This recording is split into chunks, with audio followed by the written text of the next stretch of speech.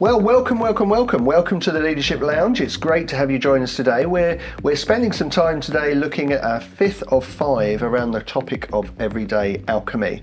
And today we're going to be looking at what is the treasure. Why do we become everyday alchemists? I'm joined again by Anna, who is turning the tables, and Anna Hennell James is going to be interviewing me today. You, yeah. Yeah, so welcome, Anna. Thank you. Good to be here. And as we launch into our final one, can't believe we're coming to the end of this, Colin. For those that perhaps haven't listened to previous podcasts or seen them, give us a summary. Everyday Alchemy. What's it all about? Yeah, well, first thing to say to them is go back and listen to some of the others. This one, really will depend on what you've listened to in the other one. But to give you a summary, and our listeners a summary, is quite often in life we see moments as binary. I'm either going to pass it or I'm going to fail it. It's going to go well or it isn't. And therefore that puts a lot of high stakes on us. Because the stake is either it's going to be a really great thing or it's going to go really badly. And so an everyday alchemist doesn't see moments as binary pass fail. They see them as points of learning, they see them as points of growth, they see them as opportunities to, a bit like an artist, this is the one moment I'm painting this painting, but it's what I learn from this experience of the painting that goes into the future of the next one. So everyday alchemists don't see as binary pass fail. What they do in any moment as well is they transform what could be going not so well into treasure, the trash into treasure. And so the way that they do that in the moment is they seek to do the best they can with all that they have in this moment. But they do it first by pausing and reflecting on who they want to be, how they want to approach things, maybe the values they want to operate by in this moment, the story they want to tell. And then they respond in that context. And before they respond, they have that last minute double check. I'm going to do this. Does this sound good? Yeah, this is how I'm going to respond in this moment. So everyday alchemists make the best in the moment by pausing, reflecting, responding. And then this is where the real gold comes, where they transform the worthless metal into gold, is after the event, they revisit it. They look at it afresh, they review what happened and gain a better understanding. They look at the perspectives, they perhaps looked at what might be unseen at the time, but they now can see might have come into play in that moment. And then they reframe, they look at areas that perhaps they could change or be different as they move ahead, if they would be in a similar situation, or who they want to be as a person going ahead. And then they rebuild. They look at one or two key aspects that will help them become the person they want to be, or a skill they want to develop, or something they can change to make the current situation better. And so they go through that process afterwards so that they don't just survive that moment, but they thrive from it. They transform what perhaps didn't go particularly well in the moment, but they transform it to something of treasure to help you for later on. So that's the process. Pause, reflect and respond in the moment, and then revisit it, review it, reframe it, and rebuild from it afterwards. That was a helpful summary, thank you, Colin. And throughout the book, you introduce us to various characters. Some are fictional, some are real people who've given permission for their stories to be included. And you're also fond of a metaphor. Yes, I do love a good metaphor. Throughout the book. So one of the people that comes in is the gold prospector, and that is a metaphor for what? Tell us more.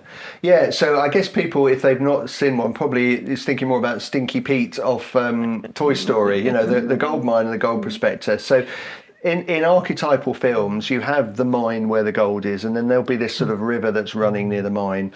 And the gold prospector will take a sieve and will go to sort of the riverbed and will scoop up in this sieve all the silt from the bottom of the river, and then will sieve what they've scooped up, allowing all the muddy, cruddy stuff to flow through. And then what's left in the sieve at the top obviously might be a stone and a bit of something. But hopefully also, if he's in the right place, he will have some little flecks of gold or some tiny nuggets or something that will be left there of value in the top of his sieve. So this is a metaphor to help us understand that when we review these moments, we are effectively sieving it for gold. We are taking this moment, reviewing it, and just sifting, letting anything not of value flow through, but thinking what's of value in here. And then, of course, a gold perspective, if they wanted to, could take the tiny little flecks in that batch, sieve again, take another tiny little fleck. And so what we're doing, each moment we review, we're taking these tiny flecks, tiny nuggets, piecing them. Of course, the more flecks and nuggets we pull together, we can effectively could melt them down and make a gold bar. And that's the metaphor for that when we constantly, regularly review what's happening and what we're doing and how we're performing and what's happened to improve situations, we then can turn something trashy into treasure. We can grow and take all those tiny bits and we become the gold, if you like. We become better and better and better. We learn to thrive from that moment. So it's a metaphor for just the importance of sieving what we've just seen, let the rubbish come through, and what we're left with, the nuggets at the top. Those nuggets of learning. And how you can use those. So is Everyday Alchemy all about growing yourself? Yeah. So it could look that way, isn't it? Because when what we've covered in the videos up until now, the first kind of 10 chapters of the book are all about making the best in a moment. So pausing, reflecting and responding so that we make the best in that moment, the best we are with all that we have. The bit afterwards is about revisiting, reviewing, reframing, rebuilding so that we become better people, we change things in our practice that we might be doing maybe as leaders or at work so that we become better from it. So that all looks like and is that we are growing and becoming better. So the part A is about, yes, making the best in the moment. Part B is about us growing as people, growing the situation, becoming, this everyday alchemists where we start to thrive as people. But there is this third part, the part C, and the true everyday alchemist is where you take what you've learnt and you then use that to mentor others. So I've talked in the other videos about the Latin word transformare, transforming, going to a new form. And there is a sense that when we review and reflect and learn from it and we grow, we are taking ourselves to a new form. But the ultimate part of everyday alchemy is when we apprentice others in this practice so that the form that's come in us transforms even into others. So in the book, I have a fictional alchemist and a fictional apprentice. Now, the alchemist may not have the very best mentoring practices as you read the stories. He can be a little bit grumpy at times, but the ultimate thing is that he helps the apprentice to learn the skill. In this particular case, it was the fable of alchemy. But for us as everyday alchemists, the idea is that we are learning to grow and thrive as a person, but ultimately it is then to help others to thrive and that we transform it beyond ourselves into others. So that's the ultimate bit about everyday alchemy, is we're not only helping ourselves turn into gold, if you like, we're helping others to do so as well. That part C, that chapter 11 is so important. And I think in this chapter, Colin, you introduce us to the word Ubuntu, a Zulu word. And I think this is probably linked into what you're just saying about it's not just about me growing and developing. It's about how I then use that to help somebody else. Yes, is that right? That's true. So Ubuntu is a Zulu word. And it's ultimately the meaning of it, I am human because of the other. So there's this belief that being human is about others, it's about the pack. And they did some kind of human experiments, not with experiments with people, but looking at human behaviour. And they did some work with some children where they basically said to the children, here's a lovely big bowl of fruit by the tree.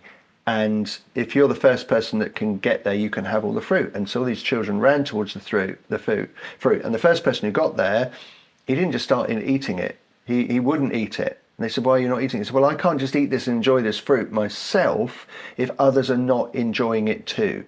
And so he was adamant that he had to share it with others. And that's the principle of Ubuntu. I may have something, but it's not okay for me then just to enjoy it myself. I must share it with others. It's my duty as human. This is what makes me human, is I think of the other and not just of myself. And there's a great movie that illustrates this. It's quite a sad movie. It's called Pay It Forward. It's about a little boy that was set a kind of homework task by his teacher to come up with something that would change the world. And he came up with this. His principle was that if you paid something forward to 3 people that could not do anything in return for you, this would change the world. I can't remember the exact things, but I think his teacher gave him a grade C, so that that wouldn't work. That's not going to work. Yeah. But he wasn't happy with this, so he decided to put this into action. And so the movie then shows he does things for people, and he just says, just pay it forward. So of course they then pay it forward to 3. And of course, if you're paying it forward, each person's like, it becomes exponential, doesn't it? And then of course, there's a really sad end to the movie, which I won't necessarily do it, but I'll have to tell you the sad end. But basically, because he's helping others, he ends up getting accidentally killed. And then people hear about it, and that there are literally thousands of people who come to his funeral because they've all been affected by his acts of kindness. Paying it forward. And so this principle that when we have something, we pay it forward. And, Trevor's principle of doing it to 3 meant it then just went exponential. So this principle of Ubuntu is when we, applying this to Everyday Alchemy, when we've learned and grown from this, and we've got it, it's almost our human duty. Our Ubuntu is, now I've got this, I need to share it, to pass it on. Yeah. And like I mentioned earlier, seek moments to apprentice, to mentor others, to help them also. It's a bit like, give them the magician's secret. This is what I've learned. Let me pass it on to you, and you pass it on to others. Yeah. Because, I think I talked in a previous session, it just allows you to live more wholesomely when you've understood, I don't need to pass or fail in any one moment. I just need to do my best from it, and I need to learn from it and grow from it. That's liberating. It allows you to live life a bit more to the full, because you're not putting this pressure on yourself and therefore this anxiety. You've learned things like we talked about in previous sessions, learned things about yourself, about how to recognize, am I doing the right things proactively in my life to give me balance and less anxiety going into moments? Have I learned what things help me in a moment to calm? Yeah. If we've learned that, different people might have different things, but it's helping them to learn the process of looking at those things as part of that. And that is Ubuntu. If we have something, we can't just enjoy it and go, woohoo, I'm an everyday alchemist and I've got peace and calm because I've just got my perspective on life. Great. Well, that's wonderful for you, but Everyday Alchemy should always be then about apprenticing others. There's a brilliant story in the last chapter of the book, which the Everyday Alchemist does. I'm not going to tell you, you're going to have to go and buy it and read it to see it. But it is about how he then demonstrates about paying his alchemy forward. And in the book, Colin, as well as fictional people, you also, in each chapter, you have a real life everyday leader. And the chapter around Treasure This everyday leader is Steve. What does he do that models this Ubuntu and paying it forward? So Steve's a guy called Steve Wood. Lovely guy. He was a coaching client of mine. He's given permission for his story to be told because he feels it's really important. And so Steve came to me with regards to his anxiety, really heightened anxiety. He was off work because of it. And so we did some work together. And as part of that, Steve's a number of my clients that have helped me shape the work that's in the book. And I'd actually like to read his kind of comment back to you, because so I've got the draft of the book here, because when we're recording these we don't have the real books yet, but here's his quotes. So we've done some work with him around anxiety, how to manage that, particularly how to pause and reflect and respond in some moments, and so he'd learned the principles that we talked about in the book. And Steve sent me a message via text, and he said, "You've helped me back to work and I've learned so much about how to manage things, but I've reflected on this journey I have been through, and it does not just stop here with me. I pledge that I will use this to help others. I'm a people person and I want to help others as you've helped me. When I come across someone who's suffering injustice like I have, or is struggling under the weight of anxiety like I have been, then I will pay it forward. I will listen like you have and help them to review it and reframe it more healthily. Now, when I got that message, tears were they don't often come to my eyes, but they were, and I had that tingling feeling, because he gets Ubuntu. He gets the fact that he now pays it forward. And what I love is he's apprenticing others. In fact, I put in the book, as I write this, a WhatsApp message pings in from Steve recounting how he is supporting someone in their journey, paying it forward. So even that, like, he'd give me that message, and then as I was writing the book, literally WhatsApp message pinged up. I'm currently working with this person. This is what I'm doing with them. Yeah. And so that, for me, was just a brilliant example that for what you've received, you then give. You give, So that to me, I think, is really important. You know, Everyday Alchemy, the book, without chapter 11, you've not got it. No. You've not actually become an everyday alchemist if you just use it to help yourself. That's really heartening to hear, that that people do take that on and do have this understanding of Ubuntu and paying it forward. And you know, won't the world be a better place if more people are doing that? So, I mean, again, this almost sounds a little bit religious, but when I was a child, we used to have the Francis of Assisi like hymn and prayer, and it's like in giving. Giving and receiving, we then pass it forward. It was talked about in that as part of that process. So, I think there is, and that's why I think it links as well as a part of that basic human need. But to me, if you're going to become you're not a proper everyday alchemist if you just hold it onto yourself. It's about that paying it forward. Yeah. And always keen to challenge us on our vocabulary and pronunciation in this chapter as well, Colin. We also have Ikagai. Yes. Which is how I'm choosing to pronounce it. Yeah. A Japanese term. Tell us how that fits in with everyday I do like it. I've thrown a bit of Latin in, haven't I? Yeah, we've got a bit of Zulu, and now there's a bit of Japanese. I love the pure principle of Ikigai. So people might see a lot of stuff out on social media where Ikigai has been portrayed as this sort of Venn diagram where it's what you love doing, it's what you're good at, it's what you're paid for. Just no. And they're looking at this in just sort of a money earning thing. It's just not at all.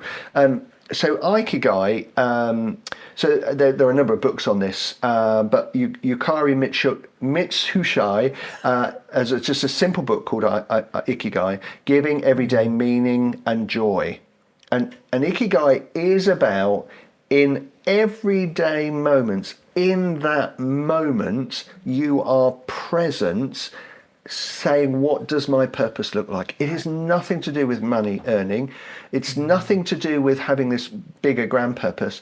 It's in this moment. Am I present, and what does this look like? So to give you some idea, my passionate purpose is to empower people. Yeah. So if I'm in a moment with someone chatting to me, I am present so that I allow my purpose to be present in this moment. Yeah. It's not just in the big moments, it's just in those little everyday moments. What does my purpose look like? It can even be, I'm going for a walk by myself. What does this look like? And so my empowering that moment might just be present and listening to the trees, like we can hear, we've got the window open, we can hear the trees whistling in the distance in the wind.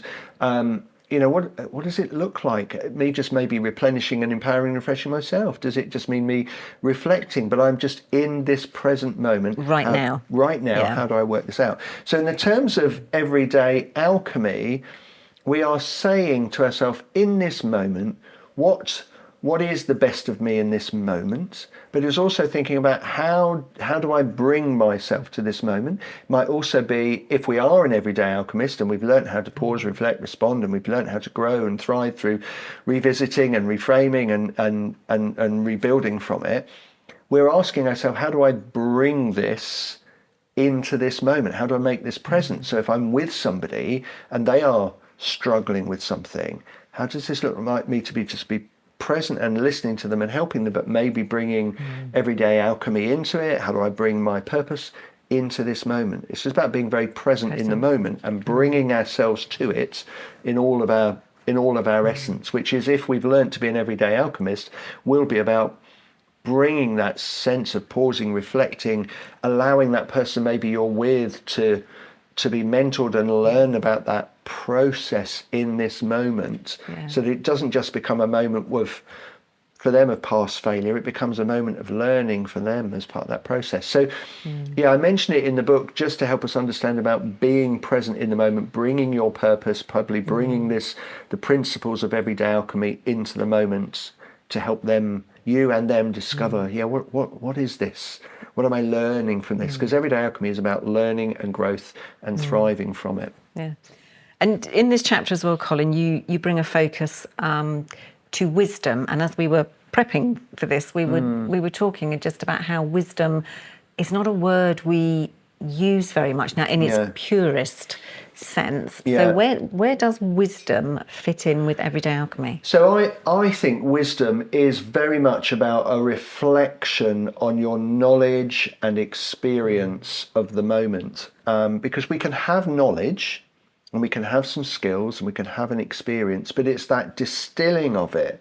So in the book we talk about a fictional everyday alchemist who's sitting there with his potions all distilling and fermenting. That's the physical thing. You think about a scientist, they'll do their experiment, and it is the reflection afterwards on what am I learning from this experiment that I'm now going to take forward. And so that wisdom is about that. It is about that second part of everyday alchemy, which is the revisit and the reviewing and the reframing and the rebuilding. That wisdom is about, so what have I learned from this experience that I'm going to take forward? So sometimes that wisdom will be about, what have I learned about this person? What have I learned about myself? What have I learned generally then about people? What have I learned about interaction of people? I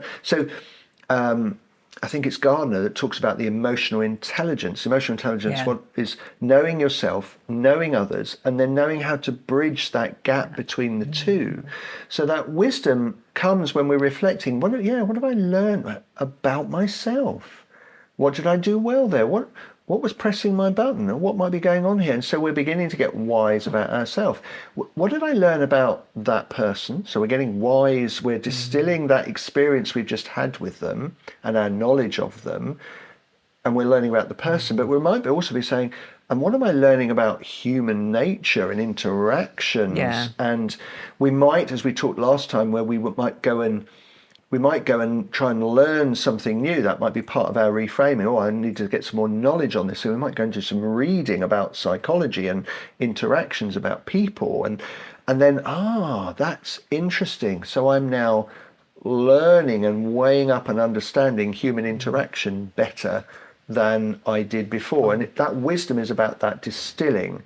Now, there's a key phrase early on in the book, I think it's about chapter 3, where the alchemist says to the apprentice, it's all in the reflection, my dear boy, all in the reflection. And the apprentice just looks at the conical glass that they've just done their last experience on, and all he sees is the reflection of himself. And now, obviously, that's talking, what the alchemist was saying to the apprentice was, it's about your reflection of the experiment we've just done that's important. It doesn't matter whether it's gone right or wrong. It's that distilling that's important. Now, there is a little bit of nuance in that story that I've told, and it's purposeful. All he sees in the conical glass is his reflection. And so a key part of this wisdom is also reflecting and on yourself. I think that's a really important part of being an everyday alchemist, is that we are reflecting on, how did I do there? What is it I need to learn about my thinking, my emotions? What do I know presses my buttons? How do I know to proactively manage that, reactively manage that? So a key part of everyday alchemy is the reflection about ourselves, because we talked again in previous sessions about finding your locus of control. And our locus of control is not out there with other people. No, it's us. It's when the initial thought comes in, how we're managing that. It's when we're receiving behaviours from someone, how we're managing that. When life plop hits the fan, where something, it all goes wrong, somebody, relatives died, the boiler breaks, you've got the whole catalogue, a lemony snicket, I call it, a series of unfortunate events is all happening. It's, what did I learn about myself? How do I reflect how I dealt with that? I can't control boilers breaking, and even if I'm getting it serviced, or I can't stop that from happening. The locus of control is on the reflection about myself. So that wisdom, a real core part of it, is about that distilling the knowledge and experience that you've just reviewed to what do I learn about myself. Now there will also be, as we said, learning about human nature and people, and every person's different, so how you've learned to deal with Richmond might be very different to how you deal with Fred. But you'll have learned some bits about human nature, but most importantly, you learn and you've reflected and have got a bit more wise about learning about yourself. And we are very complex, us human beings. So we have plenty of time in our lifetime to keep learning about ourselves. So wisdom, I think, is really important. It's a key part of that reflection part of Everyday Alchemy. So in that last chapter about what is the treasure is multi-layered. The treasure is what we're learning and reflecting about ourselves to grow and thrive. The treasure is, as we've said, the paying it forward. But it is about being mindful that is what the treasure is. The aim is not just so that we can become these amazing people that do things really well, because we've got a much better approach to learning through experiences rather than just seeing them as pass or fail. It is about growing as a person, but it's also about paying it forward to others so that others can also have that. So we're coming to a close, our 5 podcasts on Everyday Alchemy. What do we want people to take away from all this, Colin? Yeah, well, the first thing I want people to take away is go and buy the book. Fair enough. If you've enjoyed listening to the podcast, go and buy the book. Really get rooted in the stories of the fictional Everyday Alchemist and the ancient alchemist. Really feel the story, which helps you understand the principles. Learn from some of the beautiful Everyday Alchemists, real life people that are in the book. They're just everyday people like you as listeners. They are just like you, and so just you'll see some things in them that you can see are just as capable for you. So go and buy the book. That's the first thing. If you're not going to buy the book, then here are your important things to remember. And the first is, life doesn't have to be binary pass fail. Yes, there will be things that go well and things that won't, but that's not all those moments are about. So change the mindset and see them as learning and growth moments. The second is, look at situations like that gold prospector. Okay, what have I gone through? Let's sift it for gold.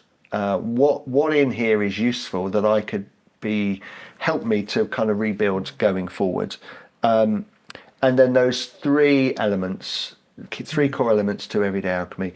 In the moment, just pause, take time to regain yourself, reflect on who you want to be in this moment, what values you want to live by, and then respond in the way that you want to, so you regain your locus of control as much as you can in the moment.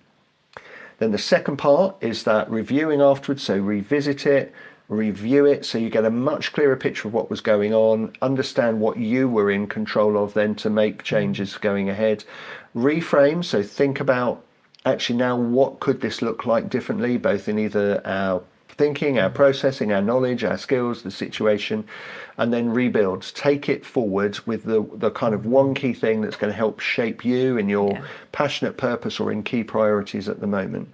So those first 2 parts, in the moment, then afterwards. And then the third part is then to use that to help others. That principles we talked about today, the Ubuntu and the paying it forwards, that we truly become an everyday alchemist when we not only learn and grow and thrive ourselves, but we enable that to transform beyond us, transform RA into others, so that we apprentice others in those same kind of skills, giving them also that same kind of more wholesome way of looking at situations in life. And then we'll develop that deep resilience where we'll not just survive but thrive, but also will enable that in others as well. That's what I want people to take away. I want people to become everyday alchemists. It will liberate them and has the potential to liberate others. But if you want to know more, buy the book. Buy that book. Yeah, good. Well, Anna, thank you very much for interviewing us again today. And for all of the sessions, actually, it's been great to work this through with you and you to put me on the spot to think it through. So thank you for your help. My pleasure. And thank you, listeners, for joining us in the Leadership Lounge to explore Everyday Alchemy.